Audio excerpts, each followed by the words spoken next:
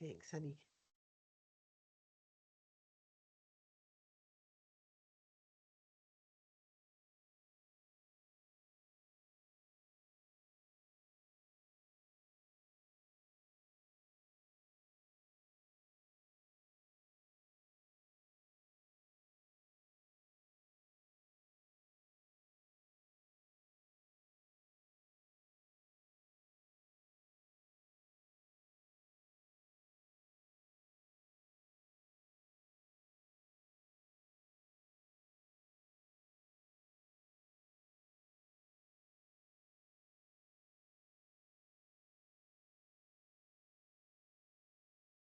The banners, the end of the week is what they're saying, so that'll be up. And we'll send everybody out an email as soon as it goes up, but just wanted to let you know, a little more complex than we thought, so. Thanks. Thank you. Any other public comment? You see that, we'll move on to the consent agenda with Council President Sport. Motion to approve tonight's consent agenda, which includes the minutes from the February 11th meeting. Can you turn that on? Yes, I'm sorry. Sorry, can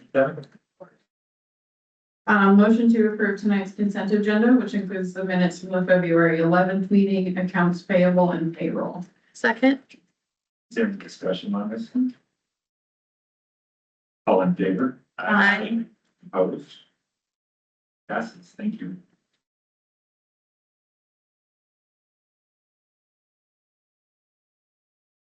And for the mayor's report tonight, I have just a little bit, and I've mentioned this once before, but I saw this in the paper the other day and I saved it, so I just wanted to congratulate the members of Aberdeen Skill USA team for a really great job in capturing medals.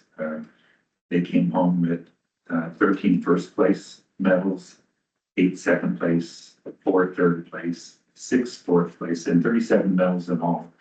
And the 13 young people who have received first place are now in line to go to the state championships in spring. So I just wanted to let you all know, and if you've seen those kids, congratulations, they did a great job.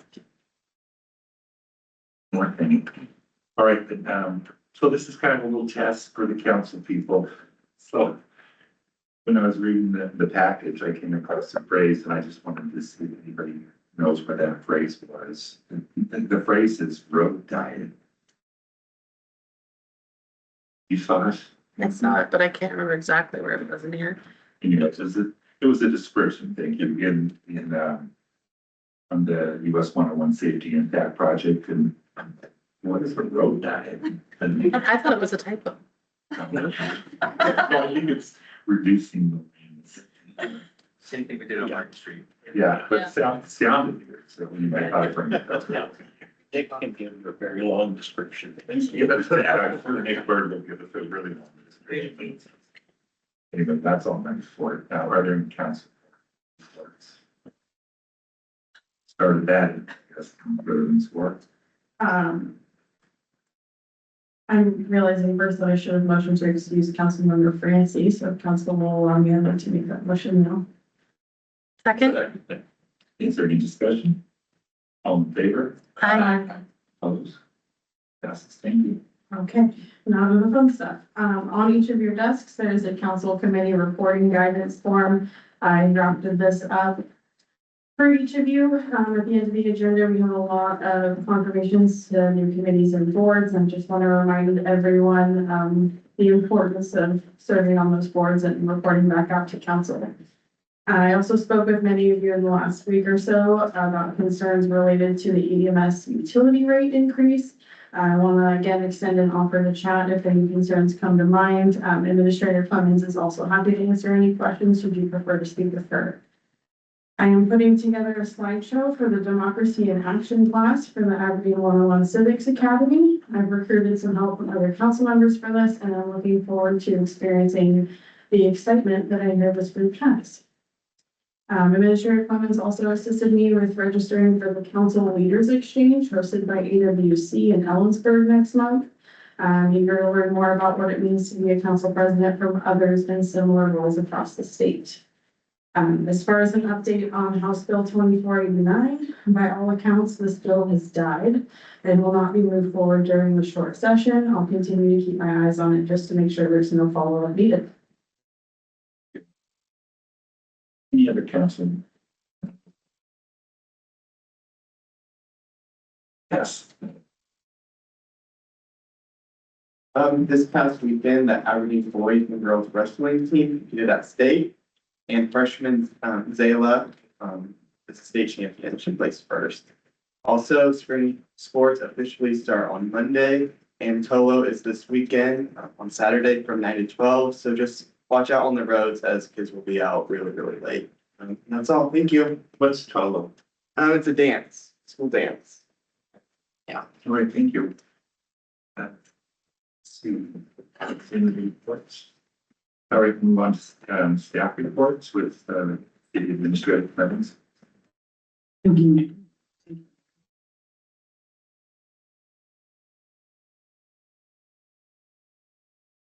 Screen?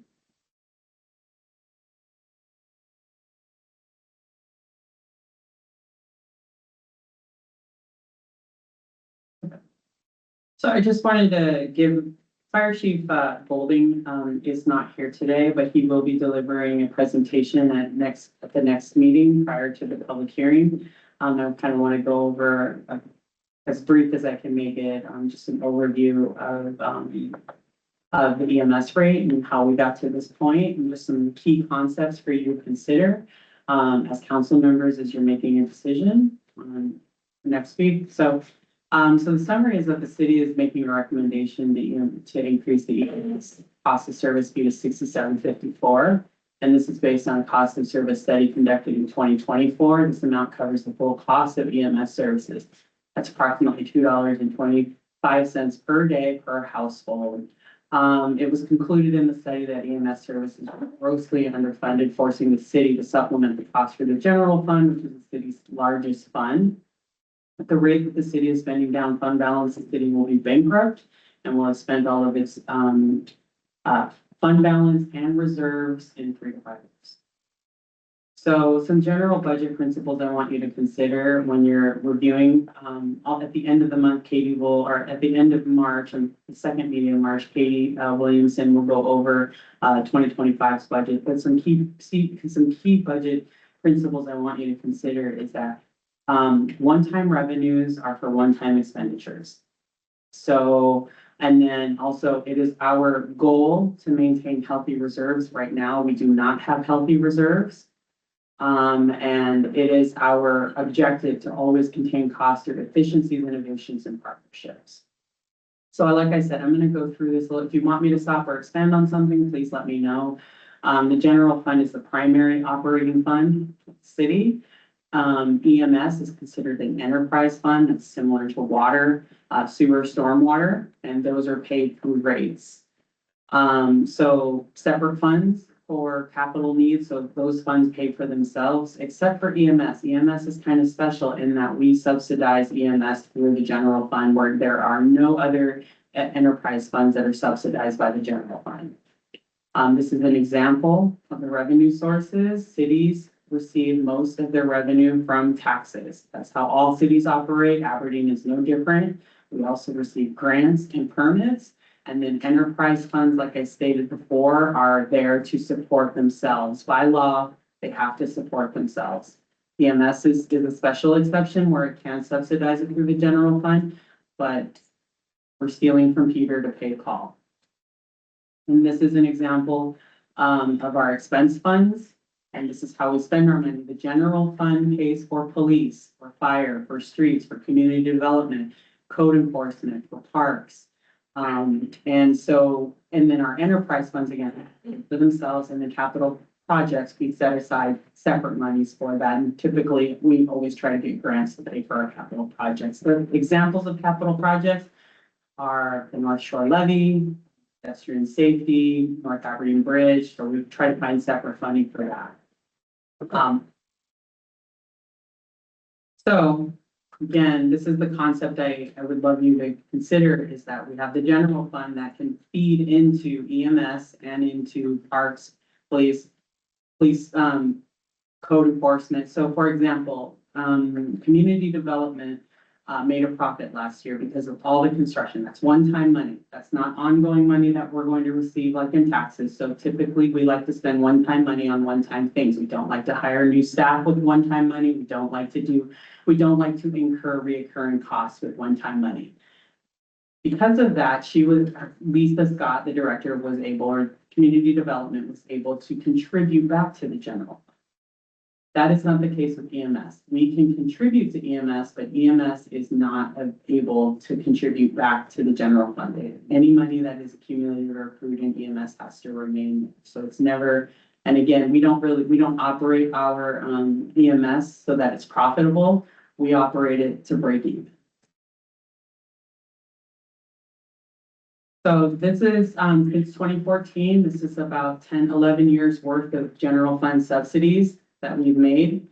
As you can see, it's grown and grown. You'll see in 2019, as costs have grown, so has the subsidy.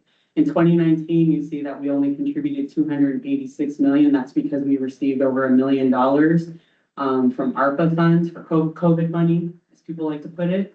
And then once we've exhausted that COVID money, we went right back to subsidizing from the general fund. In 2024, Katie Williamson got me some numbers. We approximately subsidized $2.5 million. And then in 2025, we subsidized $2.6 million from the general fund. So this is our current projections. As most of you know, but I'm just going to repeat myself, in 2018, the Armory building burned down and the city received $23 million. In 2022, the city committed $7 million of that to the levee project. And that's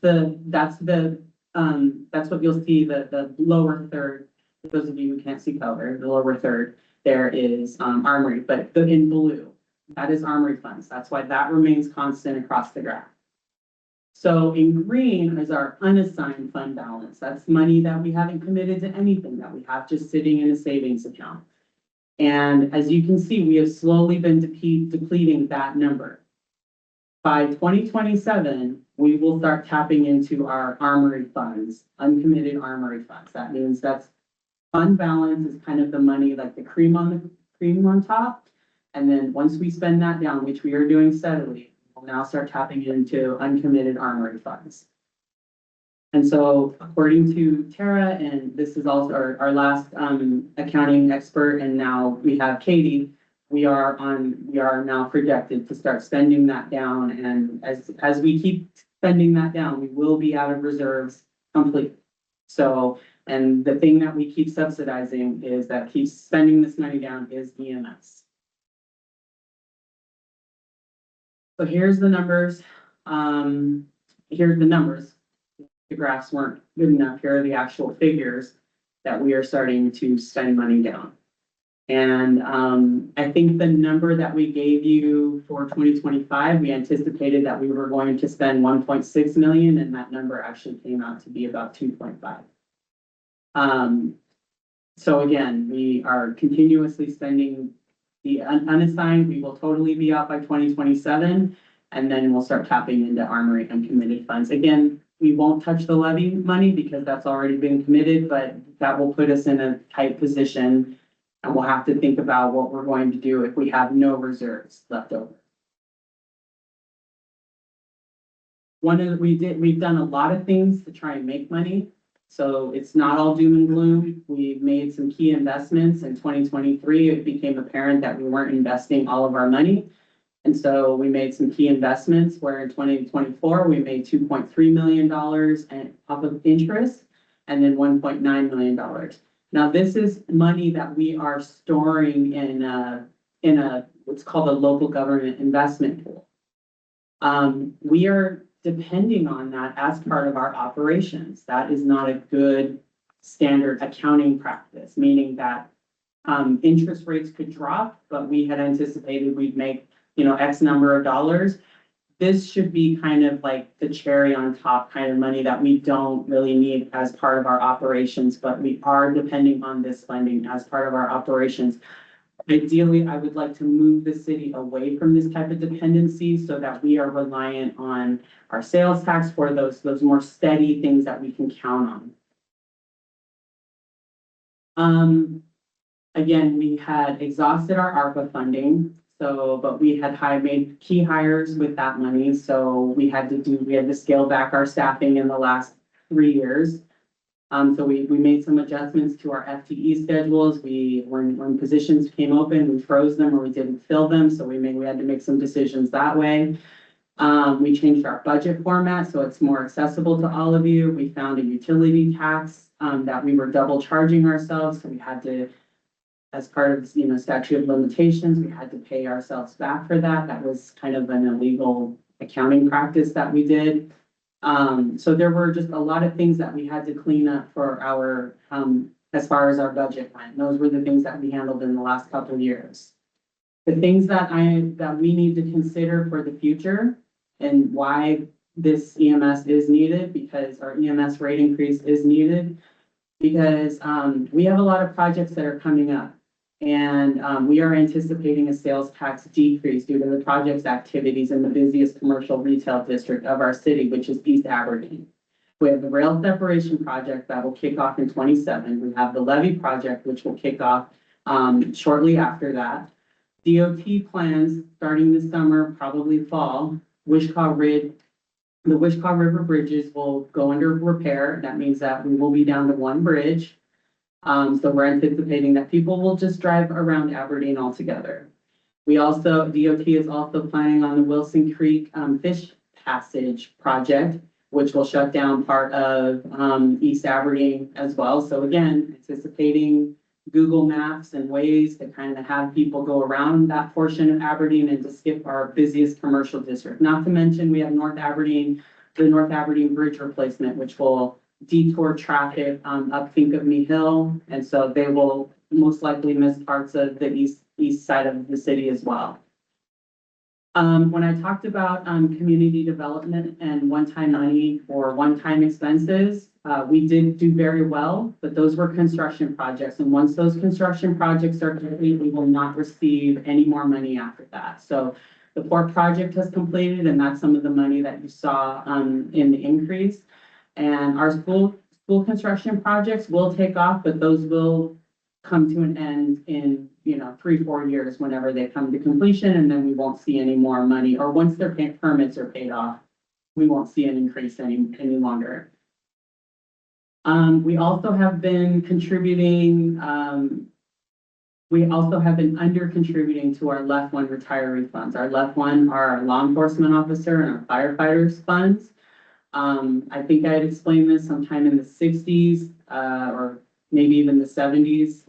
There was a Washington state law, a very brief period of time where cities were required to offer lifetime insurance benefits. And so we have about 44 people that we still are on the hook to pay for their full medical for the rest of their lives.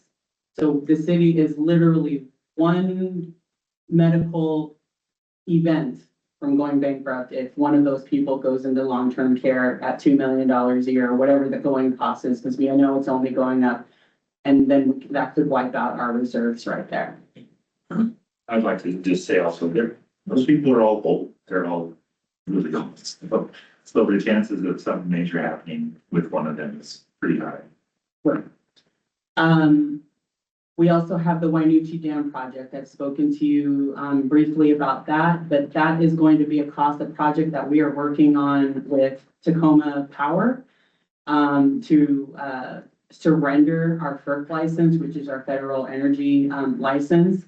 The repairs that we will need to make in order to even surrender that license will be in the tens of millions of dollars. So I want us to also be able to be aware of that cost that's coming up. We also, like I had stated, we can't depend on investment pool interest rates. Those are dropping. We did lower it this year so that we weren't as dependent on it in the 2026 budget, but I just want you to be aware that as those interest rates drop, so is our interest accrual that we will make off of that. And then we also have economic development. We have an economic development committee that is working right now on making a plan so that the city can consider a project to invest in. And the hope is that any of the reserves that we have, we can contribute some of that towards improving some part of our city that will promote economic growth. And then we are also, like I stated, we are also we do not have enough to cover 60 days worth of operations. So if an event were to happen, we don't have enough cash reserves to cover 60 days worth of operations. So that's an important thing as well. So I know that's a pretty grim picture that I painted there, but those are the realities of operating a city and things that we have to consider. Those are the things that we have to consider. So I go into EMS. I think I'm going to let the fire chief, considering for the sake of time, I'm going to let the fire chief kind of go into that. I think that I just wanted to kind of say that from an operational perspective, why it's important to fund the EMS rate at full cost because of the impact that it has on the general fund. And again, the general fund pays for our police officers, 100% pays for police officers, for our parks, for all of our street crews. So for code enforcement, for a lot of community development, our building official, those types of things, all of that is funded through the general fund, which it currently is subsidizing the EMS rate at about $2.5 million. So if any of you have any questions, please let me know. Just curious about the long wait those. The lifetime benefits. So we have to pay their medical expenses, not just their insurance. We can't cover them like under some sort of insurance, like a standard employee would still get. Do you want to talk a little bit about? Yeah, they're covered under insurance. They have to pay their insurance premium, so they have insurance through us, the Medicare supplement. But if they go into long-term care, we're responsible for it. We currently have 2 in long-term care we have to pay. So one of them is $10,000 a month, so they're in a different long-term care facility, and the other one has in-home care at about $4,500 a month. Doesn't make any sense. Okay. Yeah, it was a weird law. That's why I think they recognize the cost to cities, and so they wrote it out. They got rid of it. And this was a law from the state. That must have been the days we still lived the streets with people cold someday. Yeah, and as Aberdeen usually does it, I believe that we have the second highest number of left one retirees out, just outside of Seattle. I moved Rush for $4 back then too. Right. Okay. All right, thank you. Thank you. Any other staff reports? I'm just gonna give a brief Good. report. I just want to apologize for not being able to give my budget presentation tonight. And let everybody know, I do have the information available and it's ready. So if you do need any information, you can contact me and I'd be more than happy to provide what I have. And I will be still doing a presentation at the end of March. Thank you. No other direct reports, so we'll go for a request for community action with Chairperson Francie. Oops, I got sick. Councilmember Moynihan, we presenting for the public works. I'd like to make a, motion to approve a request recommending the city council authorize the public works director to execute agreement number 4 with HDR task order number 13 for the Farragut stormwater pump station project. All right, there's been a first and a second request made to recommend the city council authorize the public works director to execute agreement number 4 with HDR task force number 13 for the Farragut storm water pump station project. All in favor? Aye. Opposed? That passes. Did I miss any discussion? I'm sorry. Was there any discussion? I would like to mention that it looks like it's able to be 100% grant funded. So, nothing coming from the city, it's all grant funded. Okay. We're done with discussion, we'll go to Ken. All in favor? Aye. Opposed? Thank you. Oh, that's right. And I'd like to make a motion to award the construction contract for the US 101 Safety Improvement Project to Reed Trucking and Excavating Incorporated upon the city receiving concurrence to award from TBI. Second? Then first and second, is there any discussion on this? Seeing none, all in favor of awarding this construction contract to the US Highway 101 Safety Improvement Project to Reed Trucking and Excavating Incorporated upon the city receiving concurrence to award from TIB. All in favor? Aye. Opposed? Thank you. I'd also like to make a motion to approve the request for city council to authorize setting the date for a public hearing for March 11th, 2026 on the annual project plan for the 2026 stormwater management program by resolution. Then first and second. Second, do we have any discussion on this one? A request by city council to authorize setting the date for a public hearing for March 11th, 2026 on the annual project plan for the 2026 stormwater management program by resolution. All in favor? Aye. Opposed? This passes. I'd like to make another motion for approval for the transportation benefit district for the year 2026 by resolution. Is there any discussion on this? Council President Swart. Right before the meeting, I handed out a couple different sheets of paper to all of you. There are 2 different areas of sidewalk that need to be added to the TBD. TBD, the Transportation Benefit District. So with that, I'd like to motion to make an amendment to the TBD plan for 2026 under sidewalk replacements to include $30,000 for repairs to the sidewalk on Simpson Ave between Myrtle and Oak Street, as well as the sidewalk on East 9th between North High Street and H Street. Second? Thanks so much. Third. Yeah, 30,000. Yes, for repairs to the sidewalk on Simpson Ave between Myrtle and Oak Street. And also on East 9th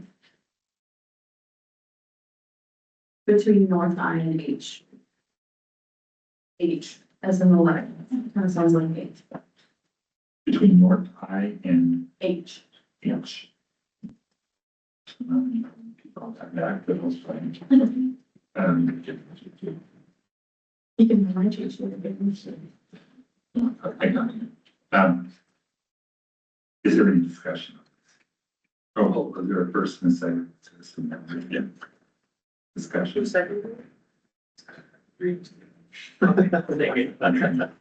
I would like to say that I'm thankful for everybody that helped on this situation because the person was in dire straits and this will help them a lot. So there's been for $30,000 repairs on sidewalks on Simpson between Myrtle and Oak and on East 9th between I and H. All in favor of this amendment? Aye. Opposed? Okay. And now. motion to approve the TBD budget as amended. Second? First and second, now is there any discussion on this? All in favor? Aye. Opposed?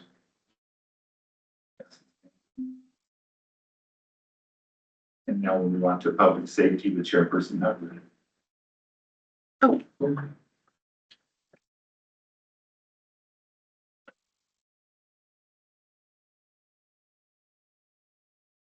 So for fire, we have a fire service specialist that started on 31st and is moving forward on that transition. They currently have 2 vacant positions. And for police, we have some awards that were given out. Sergeant Neal, Officer Wright, and Officer Mudenbaugh were all awarded the Department Life Saving Award on the 24th for saving the life of a citizen during a call they handled last summer. Sergeant Neal was also voted as the 2025 Aberdeen Police Department Employee of the Year by department members. And Officer Cole Bradbury has graduated from the 17-week Washington State Criminal Justice Training Center's Basic Law Enforcement Academy this morning and will begin his 13-week field training program. We have no items to move forward on the agenda. Okay, thank you. Special agenda items, Council President Swart. Under reports, we have a request for the city council to adopt the revised 2026 FTE schedule. Second. First and second, sharing comment. The request to adopt the revised 2026 FTE schedule. All in favor? Aye.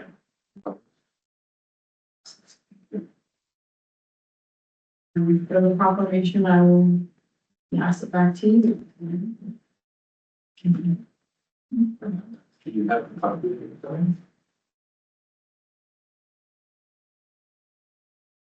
I have a copy of my package. I would, grab it. If you can grab it, whichever who gets it over here first.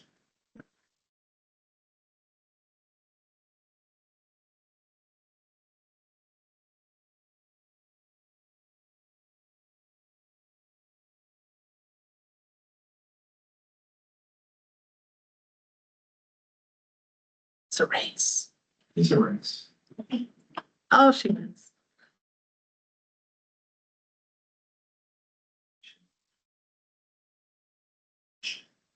As American Red Cross Month in Aberdeen, whereas for more than a century, the American Red Cross has been at the forefront of helping Americans prevent, prepare for, and respond to large and small disasters. Families and communities depend on Red Cross in times of need.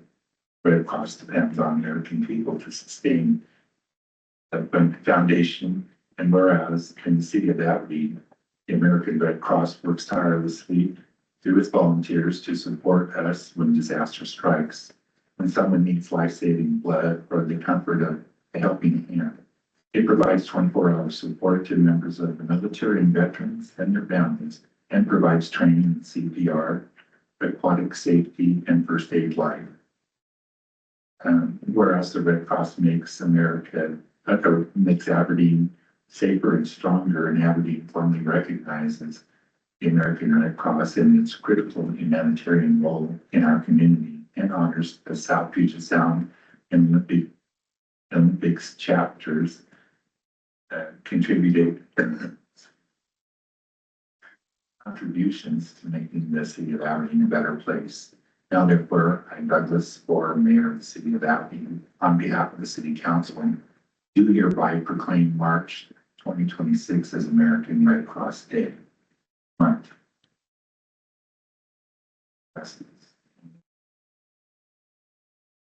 For a motion. So moved. Thank you. Second. Thank you. All in favor of proclaiming March 2026 as American Red Cross Month, say aye. Aye. Opposed? Thank you. Passes.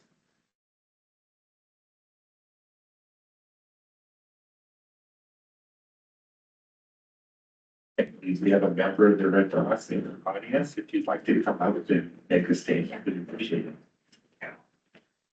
Thank you, Mayor and Council. My name is Shannon Glenn. I'm the Executive Director of the Red Cross chapter that serves my hometown. The American Red Cross has been around for a long time. We've been in the community for a long time. every 2 minutes in this country, someone needs a donation of blood. Every time that there is a home fire, the Red Cross is willing to be there to help shelter, to help replenish what a family might have lost. And the Red Cross is here in this community. We have a couple board members, even though our chapter is fairly large. We serve all of Grace Harbor County, and Aberdeen is actually one of the higher producing blood areas that we have throughout our entire chapter. So on behalf of all of us in the South Puget Sound Olympics chapter, thank you so much for having us.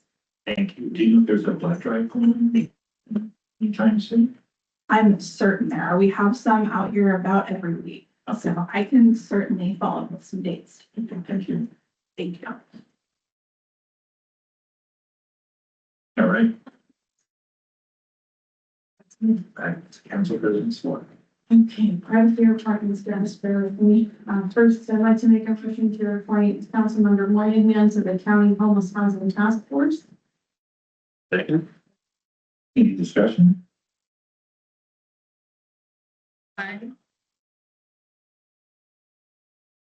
Next, I'd like to make a motion to appoint Carrie Hubbard to the Civil Service Commission. First and second, any discussion? All in favor? Opposed? Thank you. I'd like to make a motion to appoint Carrie Hubbard and Scott Freda to the Building Code Commission. Second. Is there any discussion on this? All in favor? Opposed? Thank you. I'd like to make a motion to appoint Deb Wilson to the Arts Commission. Second. All in favor? Opposed? We have any discussion, sorry. Next. I'd like to make a motion to appoint Joshua Clancy to the Parks Board. Second. All in favor? Aye. Opposed? I did want to make a little discussion on that though. Are you not here? Is there anything else we can put on? It's coming up. I'd like to make a motion to appoint Scott Freda to the Historical Seaport Board. Second. Discussion? All in favor? Aye. Opposed? Thank you. I'd like to make a motion to appoint myself to the Shameless River Basin and Political League. Second. Discussion on this? All in favor? Aye. Opposed? Didn't know how best to read that one. I thought they were seven. And last but not least, I'd like to make a motion to appoint Councilmember Clancy to the Southwest Regional Transportation. Second. Discussion on it? All in favor? Aye. Opposed? Thank you all for your joining us today. It's really appreciated. Thank you. Now we're back to public comments. If there's anybody that would like make another public comment, you have 3 minutes, and be respectful and start off with your name and your ward or your city. Anybody like to make a public comment? Okay. Okay, so we're on to the good of the order. I have a good for the good of the order. I just want to say, when I was a kid, going to college, our house burned down and the Red Cross was there for us. They gave us a place to stay when our house burned down. They gave us money for clothes and some new appliances and the place they set us up in. They were just wonderful. You know, we appreciate the Red Cross. I always give blood and appreciate it. Anybody else have anything for the good of the order? Councilperson Shaw.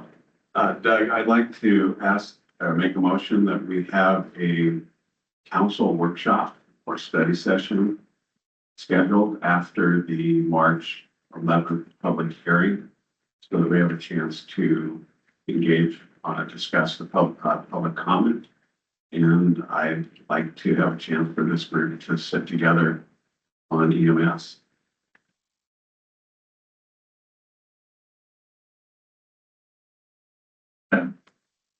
Your second.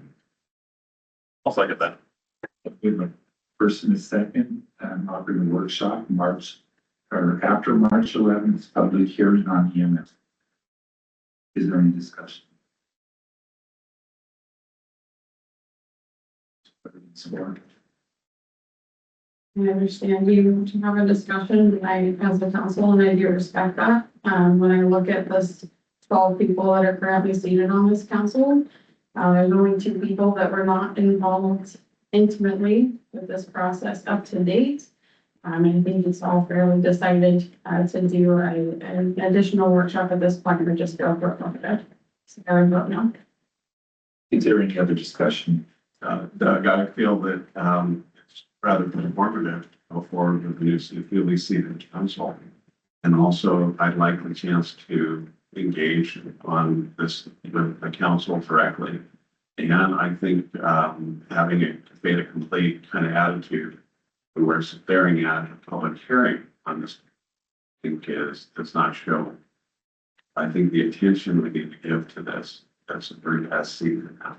I understand there's been a lot of work on this in the past, but I also feel that there's gaps in the discussion. I'd like a chance to have this workshop on something this significant. Thank you. Any other discussion? I was just wondering, if he has had the chance to go over our meeting minutes that we had as the rates, utility rates group. So that you can see those and know that we did our very best to come to the conclusion that we did. And I mean, if you wanted to see them, I'm sure that Ruth has our discussions available for you to see and understand what we did and why we did it. I appreciate that, Gavin. To answer the question, yes, I have been through them, and actually I was in that meeting when that was presented here at the council chambers. And I would like to, add that I've been through it all. And all I'm asking here is that we recognize that we're walking into a public hearing on a very, very significant item that affects the taxpayers. I think it would show, I think it would be appropriate that we have a workshop after we have a chance to hear what that public hearing brings us, and have a chance to all of us engage in the form of a workshop so we all know where we are. I have some issues about this coming forward to the newly seated council, and being told that it's all been handled before. I think the discussion is. Thank you, Pete. Didn't we already vote this through? It's just a technicality, or there's something to, yeah. Correct. Any more discussion? All in favor of having another workshop after the March 11th public hearing on EMS broadcast, say aye. Aye. Aye.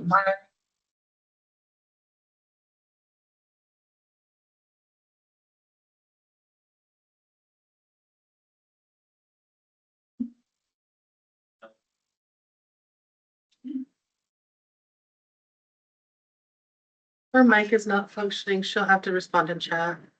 Hubbard, No. Whitehair, No. Hipper, Yes. Frito, No. Patrick, Yes. Shaw, Yes. Swart, no. Taylor, Yes. Wilson, No, Deb Hodgkin, can you hear us? Can you respond? Put your answer in chat. Oh, okay, got her answer is yes. Excellent. We have 5 yeses and we have 6 no's, the no's happen. Okay, thank you. So accept a motion to adjourn this meeting. Unfortunately, everyone. Oh, I'm sorry, is there anything else with the good of the order? Fine. Okay, now I'll accept a motion. Motion to adjourn. Second. All in favor? Opposed? Great.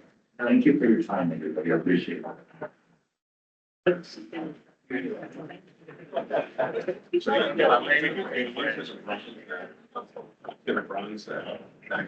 I actually have.